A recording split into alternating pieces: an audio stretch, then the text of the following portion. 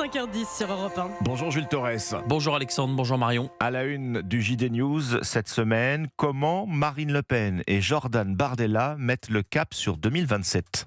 Oui, car ce sont aujourd'hui les seuls qui sont prêts pour la prochaine élection présidentielle. C'est ça le point clé et qui nous a intéressés parce qu'on a beaucoup parlé, vous savez, des élections municipales comme d'un semi-échec pour le Rassemblement national.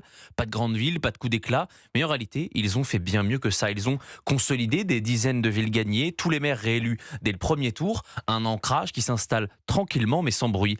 Et pendant que les autres partis cherchent leurs candidats pour l'élection présidentielle, leur ligne, eux, ont déjà un duo. Marine Le Pen, c'est la solidité, 3 fois candidate à l'élection présidentielle, 2 fois finaliste, et Jordan Bardella, c'est la dynamique, c'est celui qui est le mieux placé au premier tour aujourd'hui dans les sondages. Et ensemble, ils donnent quelque chose de très rare en politique aujourd'hui, de la lisibilité. On sait où ils vont, on sait ce qu'ils incarnent, mais la seule vraie inconnue pour le RN aujourd'hui, c'est la question judiciaire autour de Marine Le Pen. Et même là, ils ont anticipé, si elle est empêchée, Jordan Bardella est prêt, et à un an de 2027, c'est un excellent avantage. Vous nous dites que le RN est en train de changer de nature ?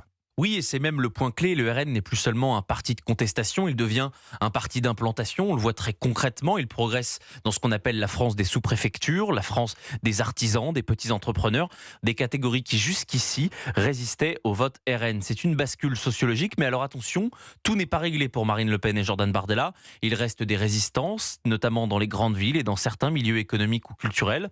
Mais le fameux plafond de verre est en train de reculer, lentement mais sûrement. Et surtout, le RN accumule des élus, des équipes, des réseaux, plus de 3000 conseillers municipaux aujourd'hui, probablement un groupe au Sénat demain. En clair, ils se préparent à gouverner. Et pendant ce temps-là, les autres camps hésitent encore entre primaire, casting, recomposition. Il y a donc une asymétrie et en politique, ça finit toujours par se voir.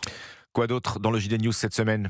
Beaucoup de choses et surtout beaucoup de terrain. D'abord nos chroniqueurs, Laurence Ferrari, Xenia Fedorova, Vincent Hervouette et bien sûr Philippe de Villiers. Ensuite, un grand papier sur ces maires à suivre de près. On a beaucoup parlé, vous savez, des tensions, des intimidations, notamment d'élus de la France Insoumise après les élections municipales.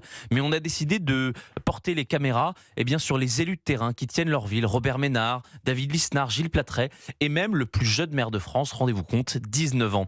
On a aussi une enquête très forte sur un sujet inattendu, une pénurie possible de plastique. Avec les tensions au Moyen-Orient, le détroit d'Ormuz est sous pression et ça ne touche pas seulement le pétrole, ça peut bouleverser toute l'industrie.